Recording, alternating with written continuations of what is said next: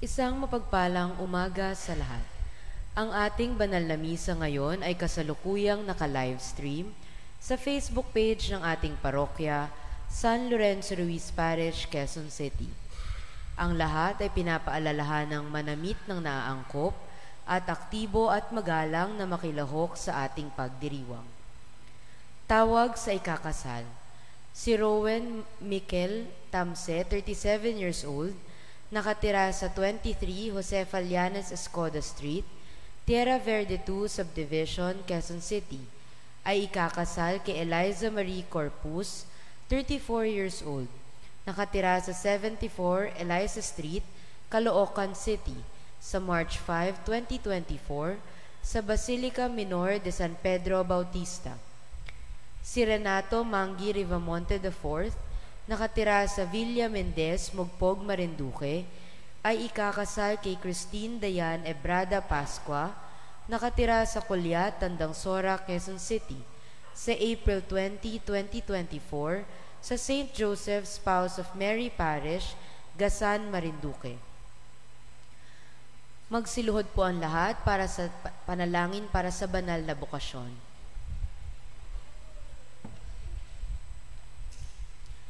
Sa ngalan ng Ama, ng Anak at ng Espiritu Santo. Amen. O mapagpalang Ama, taos-puso kaming nagpapasalamat sa mga biyayang patuloy mong ipinagkakaloob sa sangkatauhan sa gitna ng makabagong panahon, pagsubok at panganib. Dakilang Ama sa langit, itulot mo na ang bawat tahanan, ipunla una sa lahat ang pag-ibig sa Diyos, pangalawa sa kapwa. Pagkalooban mo ng ibayong paglingap at pag-ingat ang mga kabataan. Nawa maitalaga nila ang sarili sa araw-araw na panalangin, tahakin ang daan tungo sa dakilang misyon ng paglilingkod. Manaignawa ang bukal na hangaring, ilaan ang kanilang buhay bilang handog sa iyo. Gawin mo silang matatag sa pagtanggap ng paghihirap at paglaban sa tukso, tungo sa adikaing maging tagapagpalaganap ng iyong salita at tagapagligtas ng mga kaluluwa. Sa pamamagitan ni Hesukristo, aming manunubos, at ni Maria, aming mahal na ina, ang sambayanang Katolika ay taimtim na nagsusumamo, dinggin ang aming mga dalangin. Nawa, mapuspos ng maalab na pagtugon ang mga magulang, mga kabataan, mga mananampalataya at ang simbahan sa malawakang panawagan, pananalangin at pagkilos sa pagyabong ng banal na bokasyon sa pagpapari, pagmamadre, buhay relihiyoso at relihiyosa. Amen. Sa ngalan ng Ama, ng Anak at ng Espiritu Santo. Amen. Magsiupo po sumandali.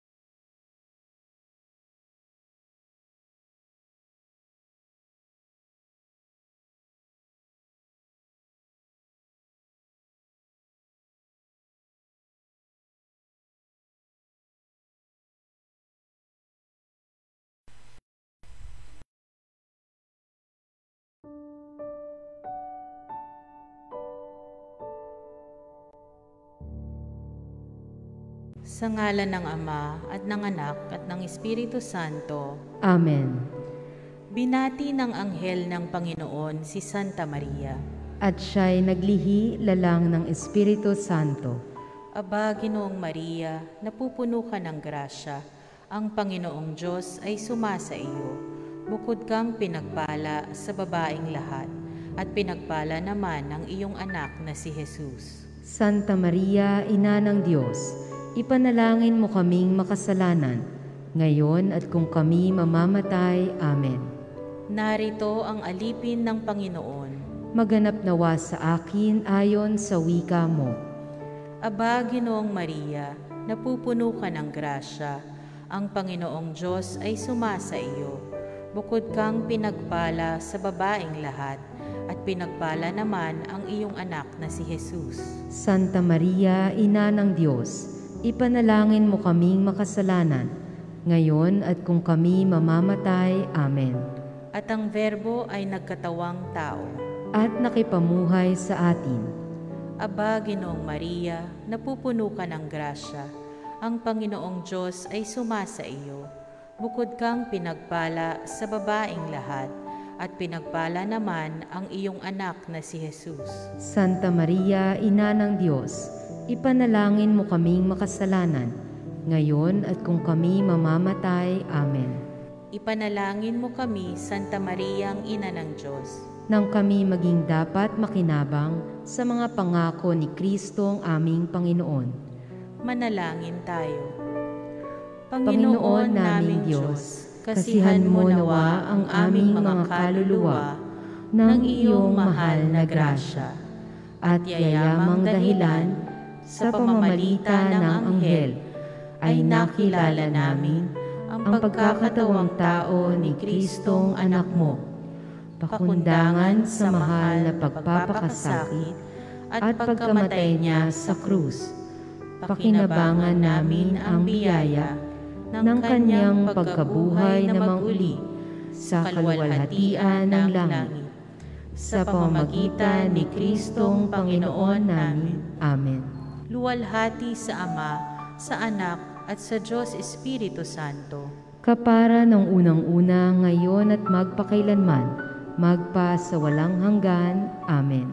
Luwalhati sa Ama, sa Anak, at sa Diyos Espiritu Santo. Kapara ng unang-una, ngayon at magpakailanman, magpa sa walang hanggan. Amen. Luwalhati sa Ama, sa Anak, at sa Diyos Espiritu Santo. Kapara ng unang-una, ngayon at magpakailanman, magpa sa walang hanggan. Amen. Sa ngalan ng Ama, at ng Anak, at ng Espiritu Santo. Amen.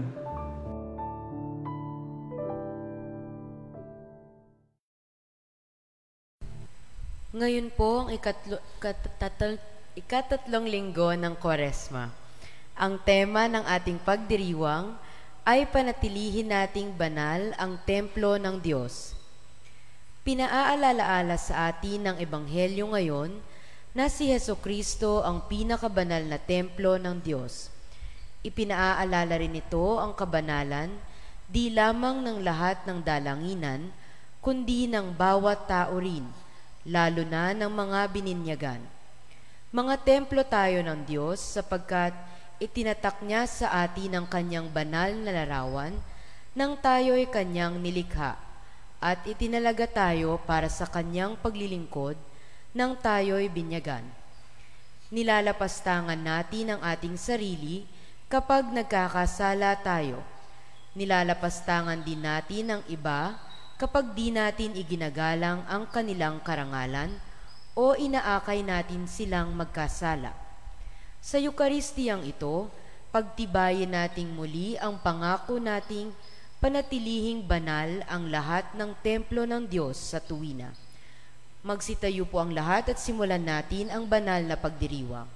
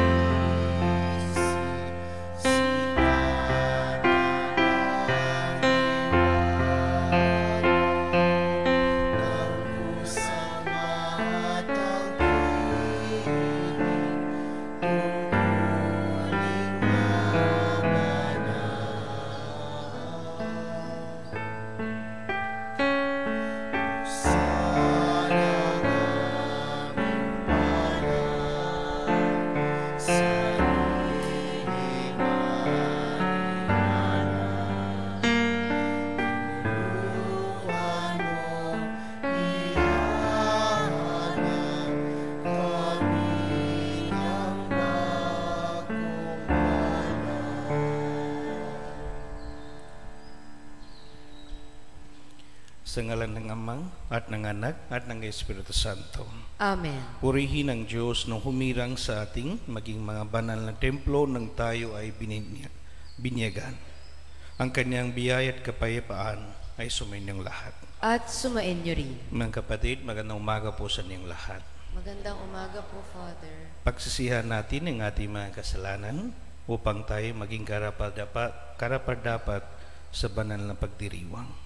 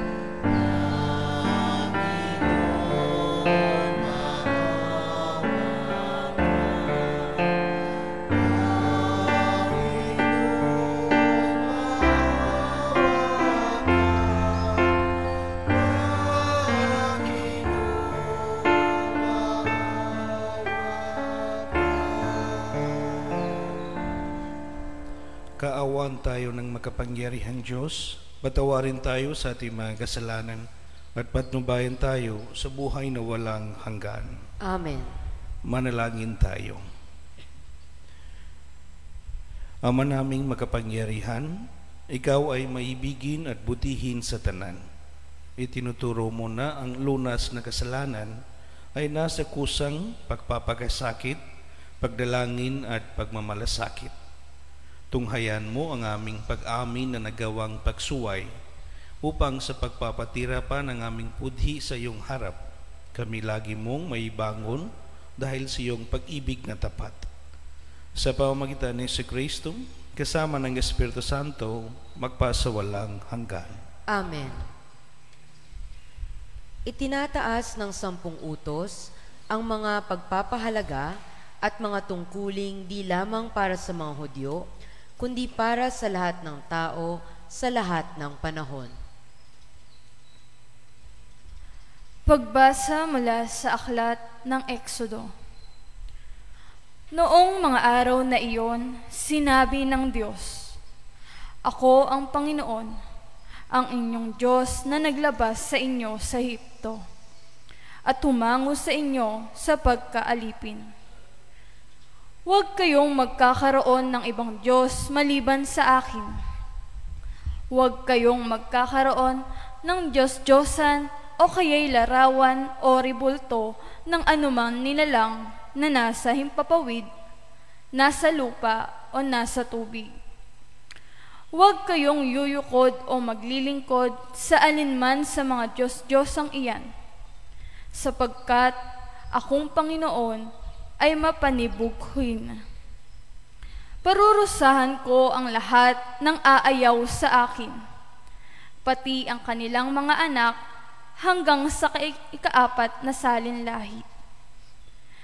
Ngunit ang lahat ng umiibig sa akin ay pagpapalain ko hanggang sa kanilang kaapu-apuhan. Huwag ninyong babanggitin sa walang kabuluhan ang pangalang Panginoon, sapagkat parurusahan ko ang sinumang bumanggit nito ng walang kabuluhan. Italaga ninyo sa akin ang araw ng pamamahinga. 6 na araw kayong gagawa ng inyong gawain. Ang 7 araw ay araw ng pamamahinga, at itataliga ninyo sa akin. Sa 7 araw, walang gagawa isa man sa inyo. Kayo, ang inyong mga anak, mga katulong, ang inyong mga hayop, o sino mang naninirahan sa inyong bayan. 6 na araw na ginawa ko ang langit, ang lupa, ang mga dagat, at ang lahat ng nasa mga ito. Namahinga ako sa 7 araw. Itinangi ko ito at itinalaga para sa akin. Igalang ninyo ang inyong ama't ina. Sa gayoy, mabubuhay kayong nang matagal sa lupaing ibinigay ko sa inyo. Huwag kayong papatay. Huwag kayong mangangalunya. Huwag kayong magnanakaw. Huwag kayong sasaksi sa di katotohanan laban sa inyong kapwa. Huwag ninyong pag-iibutan ang sambahayan ng inyong kapwa, ang kanyang asawa, mga alila, mga baka, asno o anumang pag-aari niya. Ang salita ng Diyos. Salamat sa Diyos. Panginooy iyong taglay, ang salitang bumubuhay. Panginoon, iyong taglay ang salitang bumubuhay.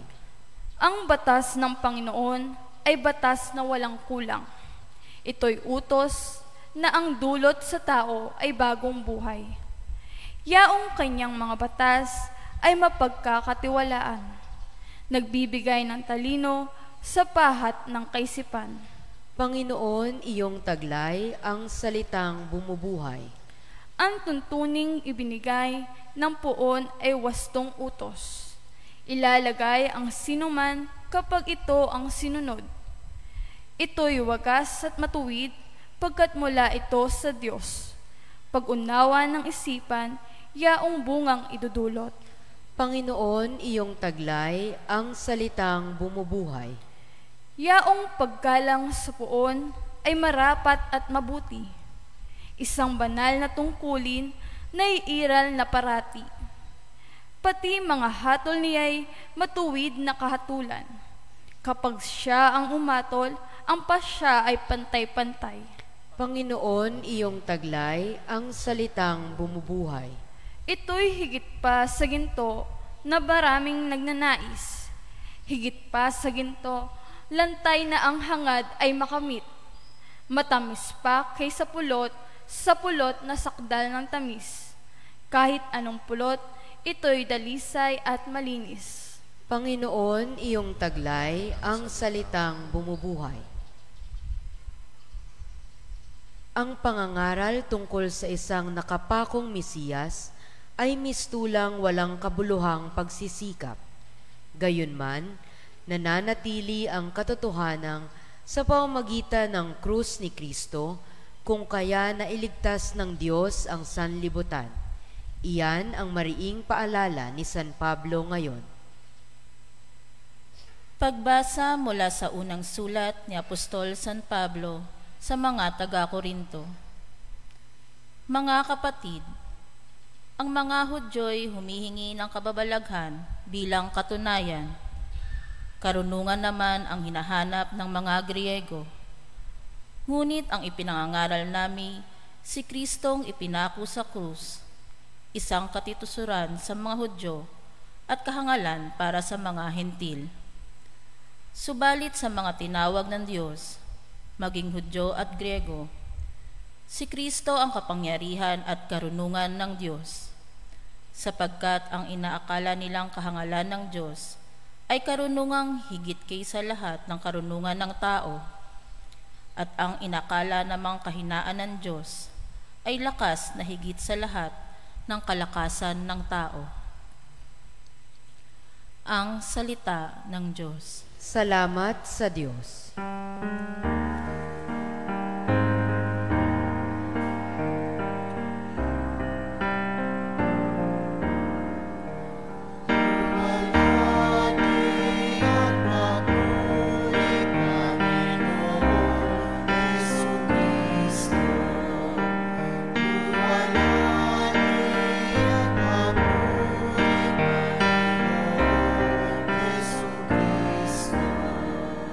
Pag-ibig sa sanlibutan ng Diyos ay gayon na lamang, Kanyang anak ibinigay upang mabuhay kailanman ang nananalig na tunay.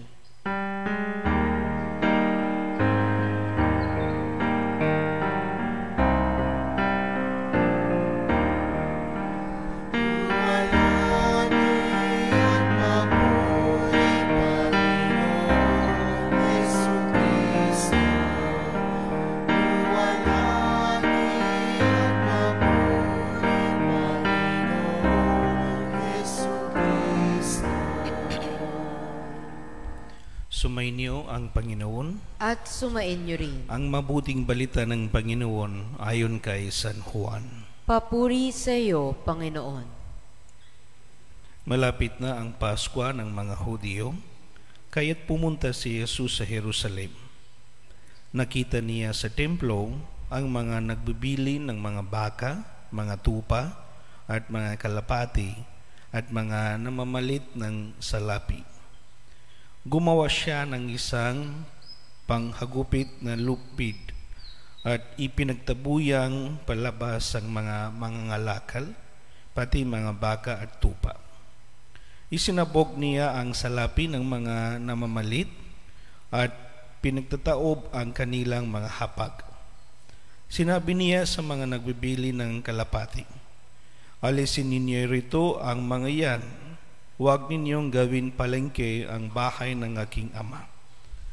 Naalaala ng kanyang mga alagad na sinasabi sa kasulatan, "Ang aking malasakit sa iyong bahay ay parang apoy na nag-aalab sa puso ko." Dahil dito ay tinanong siya ng mga Hudyo, "Anong tanda ang maibibigay mo upang patunayang may karapatan kang gawin ito?" Tumugon si Jesus, "Gibain ninyo ang templong ito at muli kong itatayo sa loob ng 3 araw." Sinabi ng mga Hudyo, 46 na tao na ginawa ang templong ito at itatayo mo sa loob lamang ng 3 araw. Ngunit ang templong tinutukoy ni Jesus ay ang kanyang katawan. Kaya't nang siya'y muling mabuhay, naalaala ng kanyang mga alagad na sinabi niya ito at naniwala sila sa kasulatan at sa mga sinabi ni Jesus. Nang pista ng Pasko, nasa Jerusalem si Jesus. Marami ang sumampalataya sa kanya nang makita nila ang mga kababalaghan ginawa niya. Subalit hindi nagtiwala sa kanila si Jesus, sapagkat kilala niya silang lahat. Hindi na kailangan may magsalita pa sa kanya tungkol sa kaninuman, sapagkat talastas niya ang kalooban ng lahat ng tao. Mga kapatid, ang mabuting balita ng Panginoon. Pinupuri ka namin, Panginoong Hesukristo.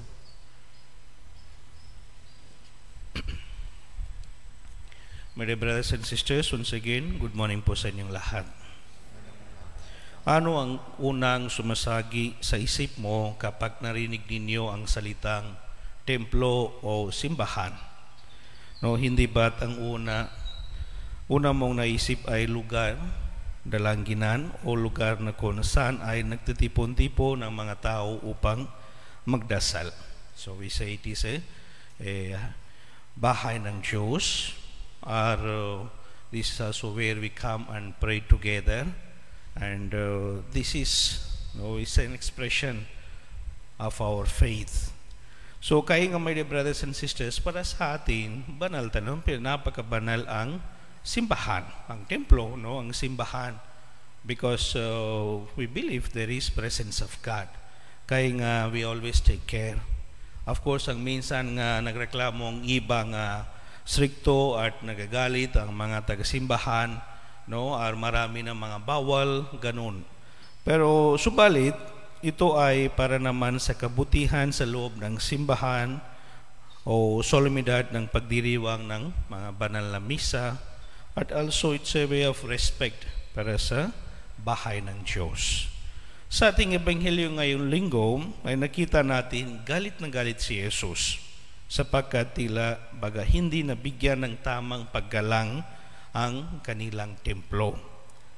May mga nangangalakal sa loob mismo ng templo at hindi maiwasan na sa pangangalakal ay may mga nangdaraya at lamang sa kanilang kapwa.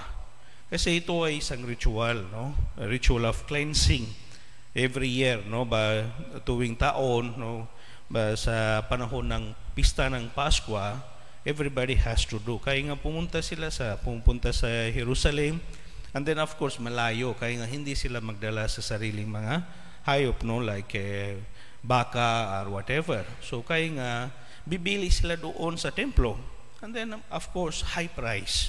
Very, they take advantage. And then also, kahit sa mga pera, hindi na same, So, iba-iba mga pera, mga coins and so on. Kaya nga, they have to change sa coins and everything, money changers. So, everywhere they abuse, and there's a lot of corruption. And lalo na ito mahirap para sa mga mahirap, so mayong mga they cannot afford, it was always difficult. So and then kaya nga also ang intention nila ang business, ang negosyo. Kaya nga naggalit na galit si Jesus, my dear brothers and sisters, nang tinanong si Jesus kung ano ang kanyang karapatan para gawin iyon, ay may sabi siyang ikinagulat ng mga Hudyo at mga pinuno ng bayan. Sabi niya, gibayin ninyo ang templong ito at muli kong itatayo sa loob ng 3 araw. Ang tinutukoy ni Jesus ay hindi ang templong bato, kundi ang templo ng kanyang katawan. So kaya nga, the disciples, they remembered pagkatapos ng pagkabuhay, naalala sila nila anong sinabi, anong kahulugan ng salita ng Diyos, na salita ni Jesus.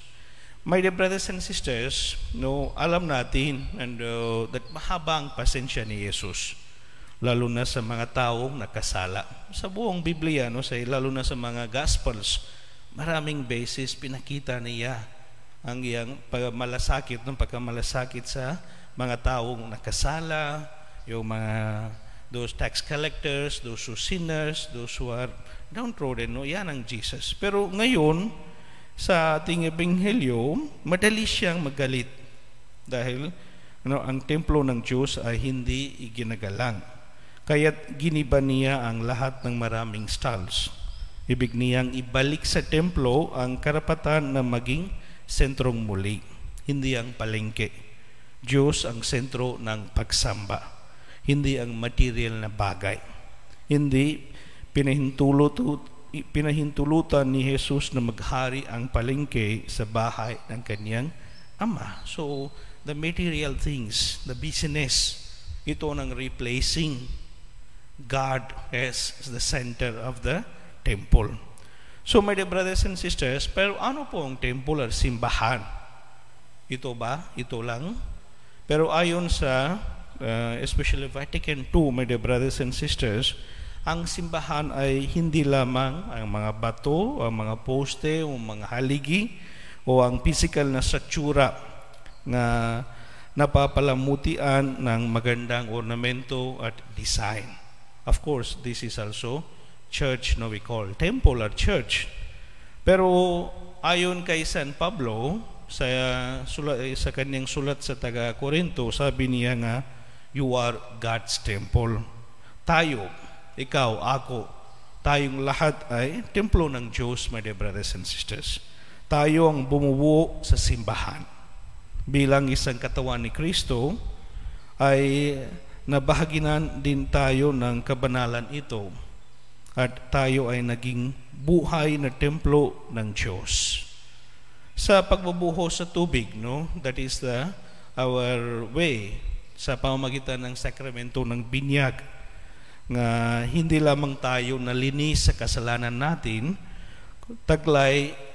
ngunit higit sa lahat ay tinanggap natin ang buhay ng Diyos at ang kanyang kabanalan. Ang tubig ng binyag ang nagbigay sa atin ng karangalan tawagin ang Diyos na ating Ama, itinuring si Jesus na ating tunay na kapatid, at taglayin natin ang pagiging templong banal na pananahan sa atin ng Espiritu Santo. So itong nangyayari sa binyag, my dear brothers and sisters, hindi lamang isang ritual. It changes everything. Of course, isa cleansing, cleansing of our sins, original sin, at iba pang mga kasalanan.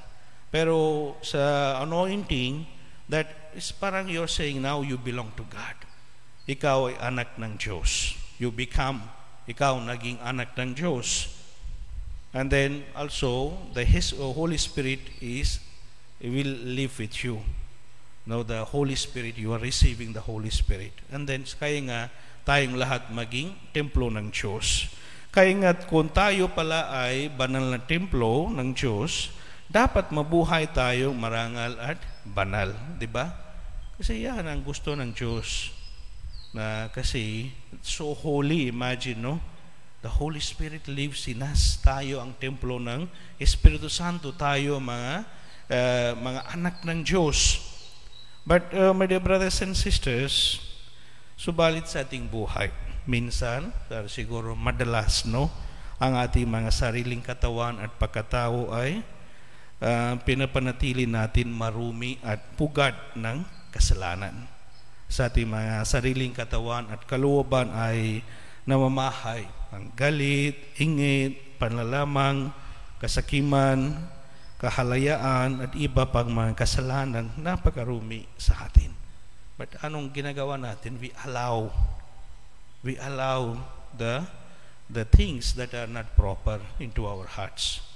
Sa pamagitan ng ating mga salita, mga gawa, mga isip, diba? And then, marumi na talaga ang bahay ng Diyos, ang bahay ng templo ng Espiritu Santo. Kaya nga mga kapatid, we are reminded, ngayong linggo at aso ngayong panahon ng Kwaresma, na huwag natin iturin na parang basurahan o palengke ang ating katawan. Ibig sabihin ay panatilihin natin banal ang templo ng Diyos. So, binibigyan tayo ngayon ng gabay kung paano manatiling malinis ang ating puso at ang ating katawan. So, paano? Sa pagsunod ng 10 utos ng Diyos. Ang 10 utos na ating narinig sa ating unang pagbasa ay hindi pabigat sa ating buhay. Binigay ito ng Diyos pagkatapos na makalaya na ang mga Israelita sa pagkaalipin sa Ehipto. Binigay ang mga utos na ito upang tayo ay manatiling malaya at hindi maging alipin ng kasamaan. Mas mabigat ang pagkaalipin na ito kaysa pagkaalipin sa Ehipto. The 10 Commandments, my dear brothers and sisters, binigay ng Diyos sa mga Israelita. Kasi now they experience the freedom. And then iyan ang gusto ng Panginoon, nga tuloy pa rin ang experiences nila. Tuloy pa rin ang freedom, the joy, the happiness, that being the children of God. So that's why binigay niya itong 10 Commandments. Hindi pabigat, but God wants to help them, to direct them ang tamang paraan, tamang daan, ang tamang gawin nila sa buhay nila. At because, my dear brothers and sisters, ang 10 utos ay nahati sa dalawa. Mga utos tungkol sa relasyon natin sa Diyos at mga utos tungkol sa relasyon natin sa kapwa. Ang unang tatlo na I think our first reading explained, no? Tungkol sa Diyos, tungkol sa ating Diyos. Siya ang ating Diyos, and then ang pangalan niya, ang mga araw niya, nga banal talaga ganun, no? So we need to. And then, pang-5 hanggang sa 10th, no? That is all about ang kapwa natin. Do not kill, do not do this, ang ito na, huwag na nga papatay, and then ganito mga kapatid. So, it's a relation tungkol sa ating kapwa. And then, ang ikapat, lagi na nga maging bridge, no? Tulay sa Diyos at sa kapwa-tao, ang ating mga magulang, no? Igalang ang mga magulang natin. So, simple. Kaya nga, also, of course, kung tingnan natin ganun, 10 Commandments, bakit na maraming bawal? Huwag na ganun, huwag. Hindi na ganun, mga kapatid. Kaya nga sabi ni Jesus, kasi tinanong si Jesus one time, anong pinakamahalagang utos? Sabi niya, nagsummarize siya itong 10 Commandments, sabi niya, isa lang. Ibigin ninyo inyong ka-Diyos, ibigin ninyo inyong kapwa. Love. Imagine itong 10 Commandments, it's not about some punishment, something to curtail our freedom. It's about love. Loving freely, joyfully, no, one another, God and also our one another, my dear brothers and sisters. So, but of course, hindi lang sapat na hindi tayo gagawa ng masama. Huwag din tayo babalak ng gagawa ng masama. Pati ang intention natin ay maging maayos sa pagnanasa pa lang nakakasala na tayo, sapagkat sa masasamang pagnanasa sa kapwa at sa kanyang ari-arian nagsisimula ng buo ng kasamaan. So, kaya nga, my dear brothers and sisters, no, we need to check also our conscience, thoughts, how we treat, no, because hindi lamang mga gawa, pati mga salita, mga isip, no, they can also lead us to sin. So, kaya nga, my dear brothers and sisters, ngayong linggo at ngayong panahon ng Kwaresma, suriin natin ang ating mga sarili at ginagawa. Alisin natin sa tulong ni Jesus ang alinman bagay na napakarumi sa ating mga sarili, sa ating katawan bilang templo ng Diyos.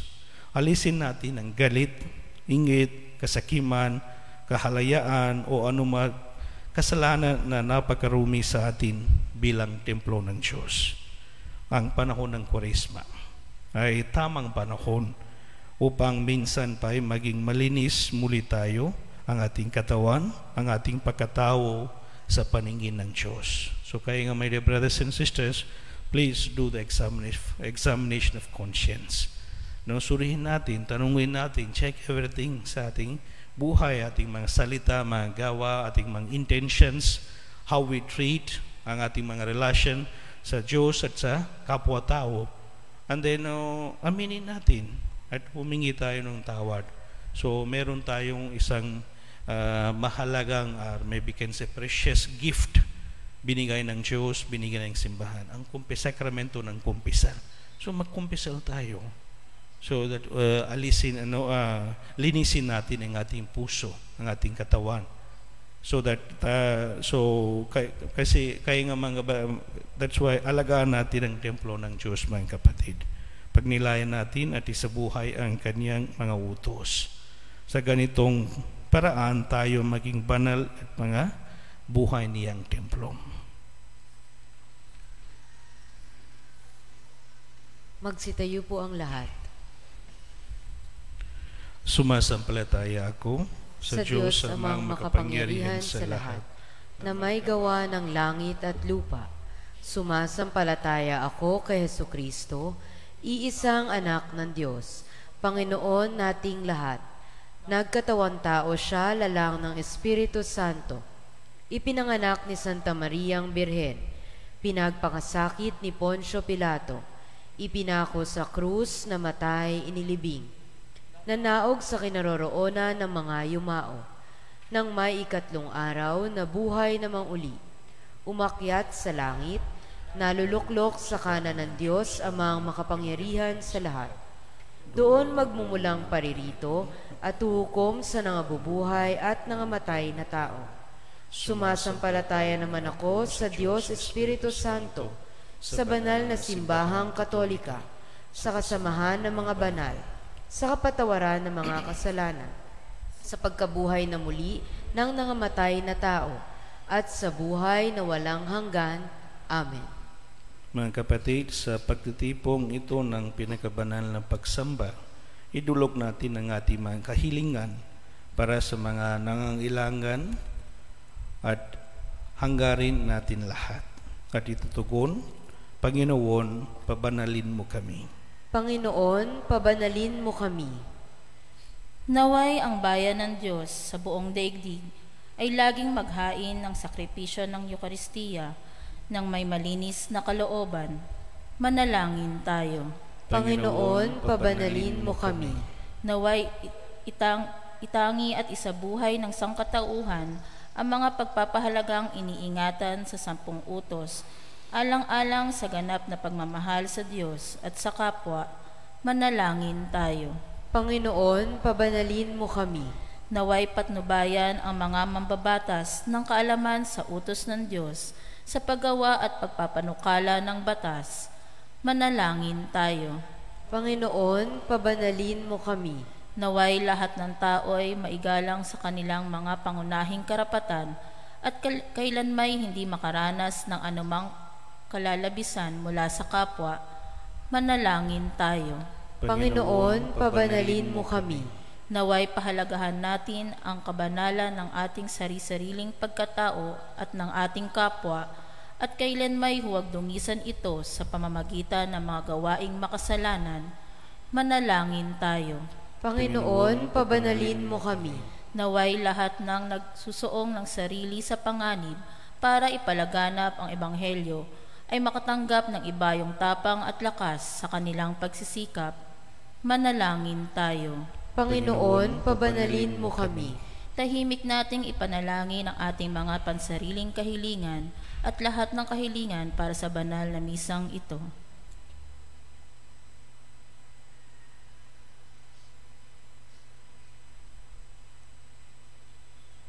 Manalangin tayo. Panginoon, pabanalin mo kami. Panginoon ng lahat ng kabanalan, nais mong manahan sa aming mga puso. Pag-ibayuhin mo sa amin ang kamalayaan sa iyong banal na presensya. Iligtas kami sa lahat naming pagkakasala at muli kaming italaga sa banal na paglilingkod. Ikaw na nabubuhay at naghahari, magpasawalang hanggan. Amen.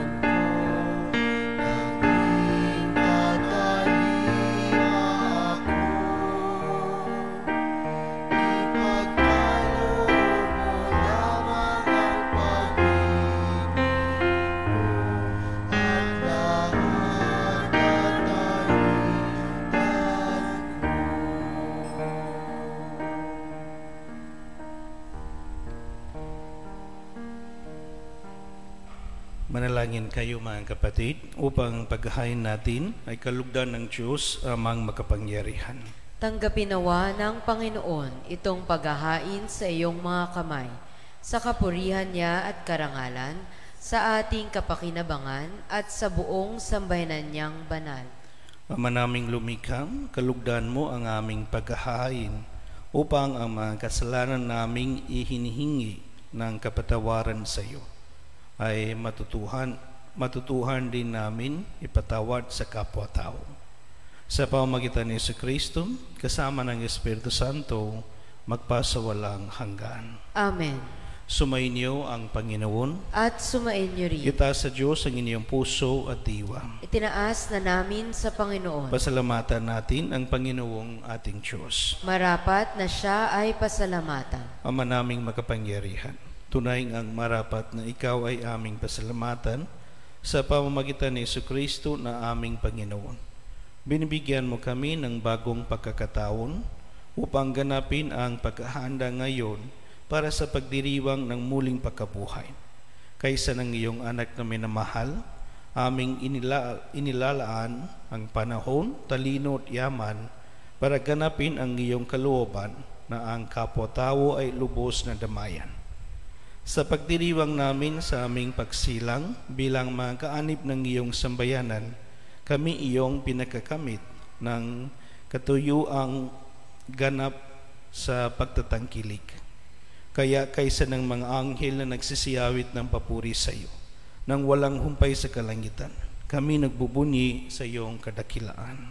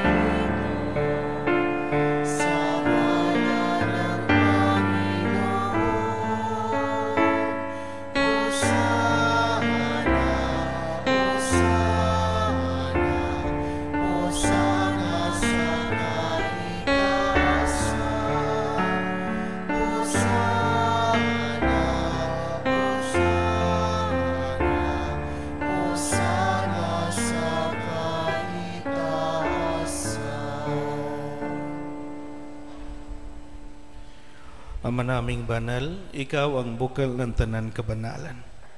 Kahit sa pamamagitan ng iyong Espiritu, gawin mong banal ang kaloob na ito upang para sa amin maging katawan at dugo ng aming Panginoong Hesukristo. Bago niya pinigtisan ko sang loob na maging handog, hinawakan niya ang tinapay, pinasalamatan kaniya, pinaghati-hati niya iyon, iniabot sa kaniya mga alagad at sinabi, tanggapin ninyong lahat ito at kanin. Ito ang aking katawan na ihahandog para sa inyo.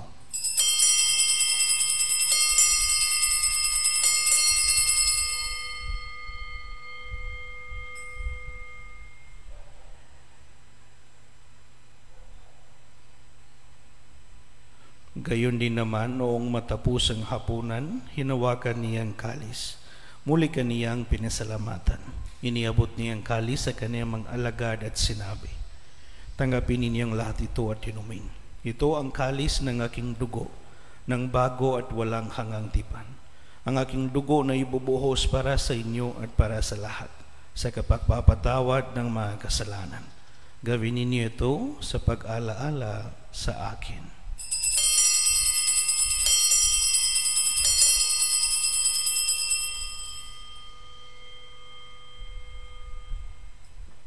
Ipagbuni natin ang misteryo ng pananampalataya.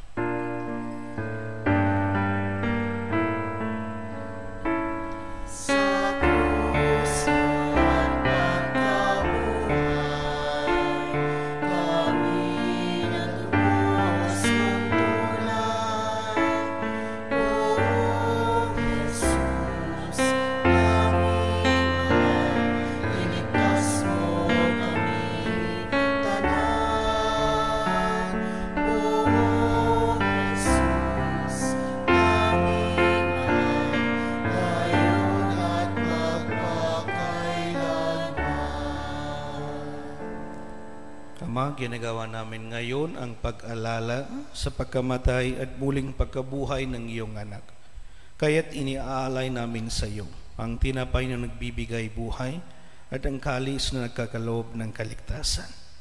Kami nagpapasalamat dahil kami iyong minarapat na tumayo sa harap mo para maglingkod sa iyo. Isinasamo namin kaming magsasalo-salo sa katawan at dugo ni Kristo ay mabuklod sa pagkakaisa sa pamamagitan ng Espiritu Santo. Ama, lingapin mo ang iyong simbahan laganap sa buong daigdig.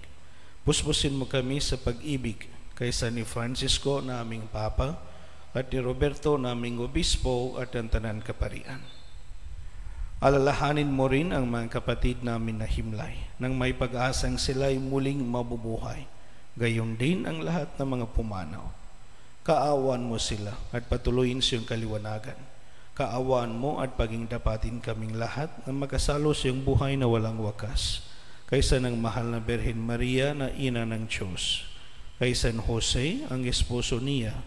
Kaysa ng mga apostol at ng lahat ng mga banal na namuhay dito sa daigdig ng kalugod-lugod sa iyo. Maipagdiwang nawa namin ang pagpapuri sa kararangal mo sa pamamagitan ng iyong anak na aming Panginoong Hesukristo. Sa pamamagitan ni Kristo, kasama niya at sa Kanya, ang lahat ng parangal at papuri ay sa iyo, Diyos amang makapangyarihan, kasama ng Espiritu Santo, magpasawalang hanggan.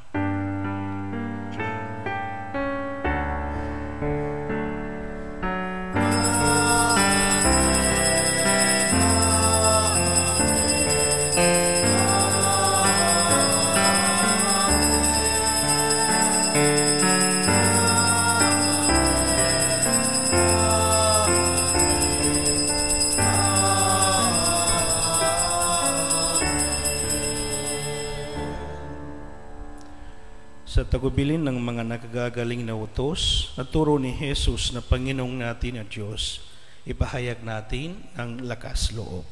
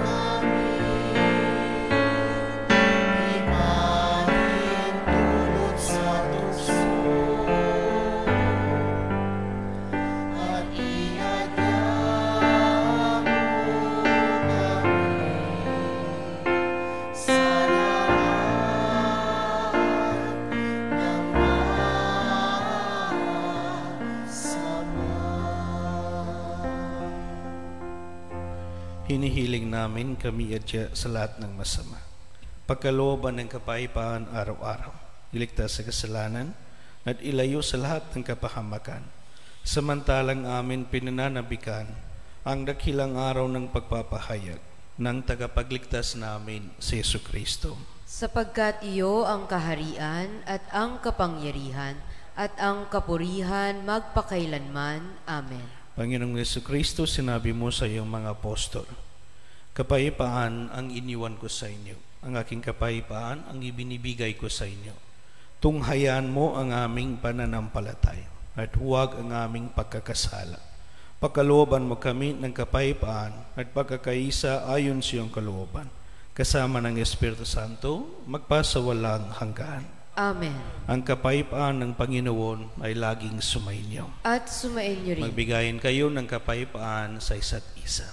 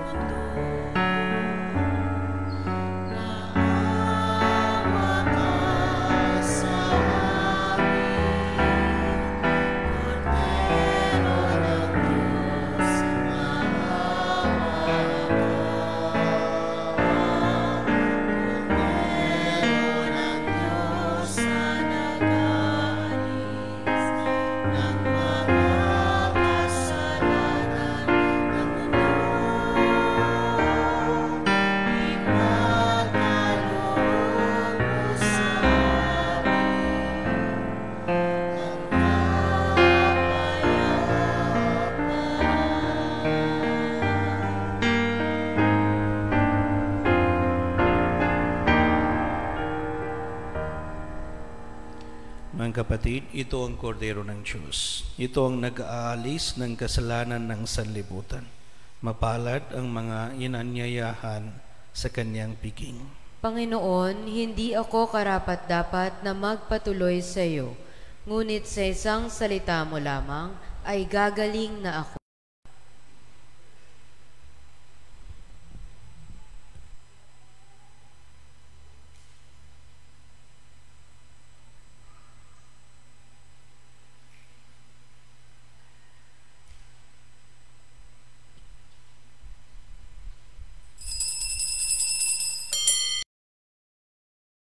Espiritual na pakikinabang. O Jesus ko, naniniwala ako na ikaw ay tunay na naririyan sa banal na sakramento. Minamahal kita ng higit sa lahat at ninanais ko na ikaw ay tanggapin sa aking kaluluwa. Bagamat sa sandaling ito ay hindi kita matatanggap sa paraang sakramental, pumarito ka man lamang sa aking puso sa paraang espiritual. Tinatanggap kita na ikaw na naririto at buong puso akong nakikipag-isa sa iyo. Huwag mong pahintulutang ako'y mapahiwalay sa iyo. Amen.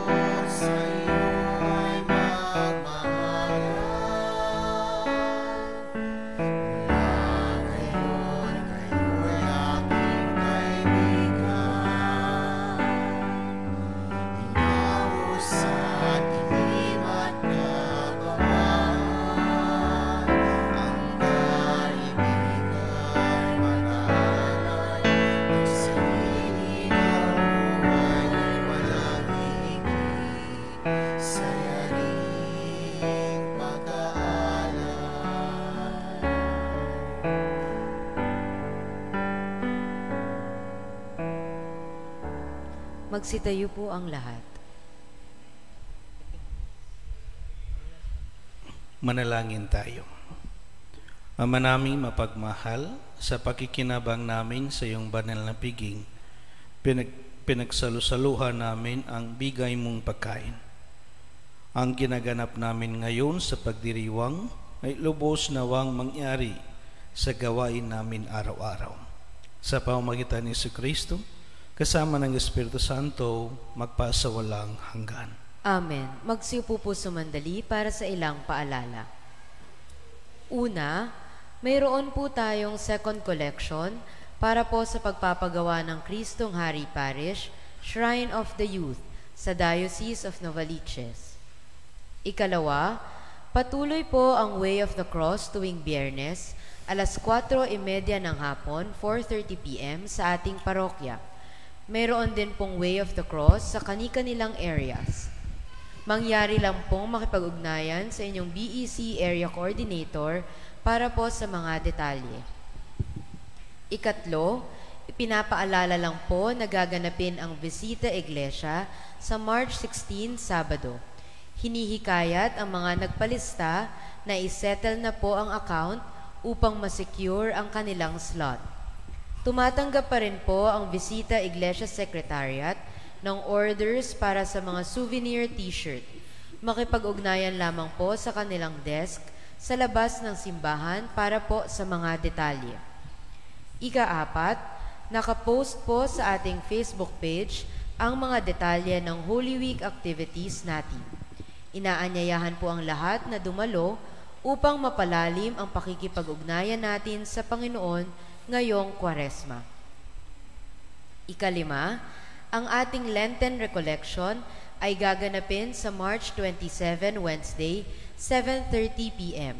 Ang ating speaker ay si Father Benny Tuazon mula sa San Antonio de Padua Parish, Malate. Ang tema po ng ating recollection ay John 3:16. For God so loved the world, He gave us His only Son, about love and forgiveness. Kaugnay po dito, magkakaroon po tayo ng Tithe Prayer Service and Reflection sa Holy Monday, March 25, 6 p.m. Tithe Prayer Service and Confession sa Holy Tuesday, March 26, 6 p.m. At BEC Mass sa March 27, Wednesday, bago po ang nasabing Lenten Recollection ng 7:30 p.m. Panghuli, inaanyayahan po ang lahat na mag-alay ng ilang minuto pagkatapos po ng misa para sa veneration para sa relic ni na San Juan Maria Vianney at Santa Clara. Sa punto pong ito, tinatawagan po ang pamilya Shabal para pamunuan ang mga panalangin. Magsiluhod po ang lahat.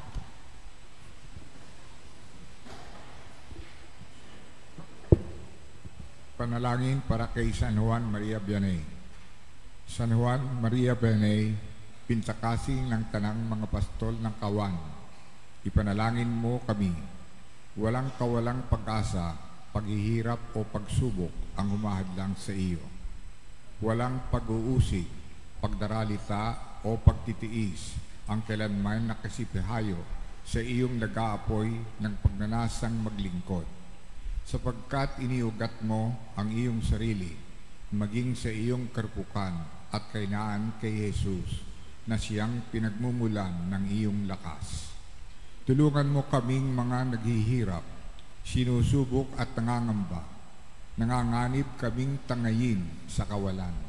Akayin mo kaming kumatig lagi sa pagmamahal ng Panginoon, upang ang aming pagsisilbi ay magkaroon ng tunay na pamumunga. Ang puso ni Jesus ay marunong makinig at makiramdam sa kilos ng Espiritu na nagpapakita sa kalooban ng Ama. Tulungan niyo kaming hanapin ang landas na ipinatatahak sa amin.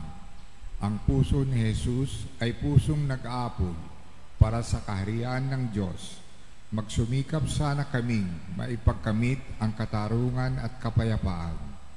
Ang puso ni Jesus ay sadyang mag-alay ng buhay para sa tupa, gaya mo, ihandog nawa namin ang aming sarili tulad ng ating mabuting pastol. Amen. San Juan Maria Vianney, Ipanalangin mo kami.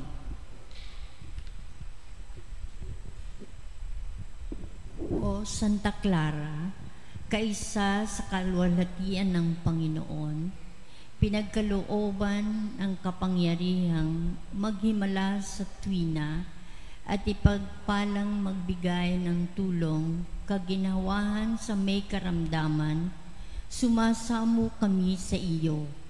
Tulungan mo kaming makamtan mula kay Jesus sa awa ni Mariang Birhen na kanyang ina, ang kahilingang buong katapatan at kataimtiman naming hinihingi. Ito naway maging karapat-dapat, makapagbigay karangalan sa ngalan ng Diyos at makabuti sa kaganapan ng aming kaluluwa. Pinupuri ka namin, Santa Clara, dahil itinalaga mo ang iyong buhay sa banal na karukhaan at kapanalangin upang masundan ang bakas ni Kristo. Tulungan mo kaming magkaroon ng pagtitiwala sa Ama, gaya ng pagtitiwala mo sa Kanya na laging bukas palad at ng matiwasay na pagtanggap sa Kanyang kalooban para sa amin. Amen. Santa Clara ng Assisi, Ipanalangin mo kami. Magsitayo po ang lahat.